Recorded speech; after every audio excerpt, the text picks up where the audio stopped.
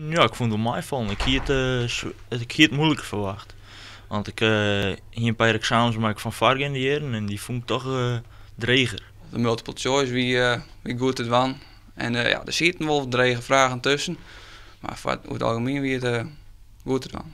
Landelijk werken je 33 VMBO'ers, 16 havisten en 22 VWO'ers hadden on het Friesk. De belangstelling voor het vak houdt de laatste jaren net oer. Maar nevens docenten zoenen jongere mensen aan de impopulaire taal op haar cv in het voordeel wijzen bij het solliciteren naar een baan in benamende zorg en de horeca. Ik ben zelf natuurlijk Fries. En ik kies iets van, nou ja, ik ben Fries, dan wil ik het goed kennen. Ik wil het schreeuwen kennen en ik wil goed praten kennen. Dus dat is eigenlijk de hoofdreden dat ik het kiezen heb. En gisteren verder mee? Nee, dat is net de bedoeling. Mijn ouders zijn Fries. Ik zelf ben niet Fries opgevoed, maar ik vind het een prachtige taal en ik wil het in stand houden. En daarom heb ik voor Fries gekozen.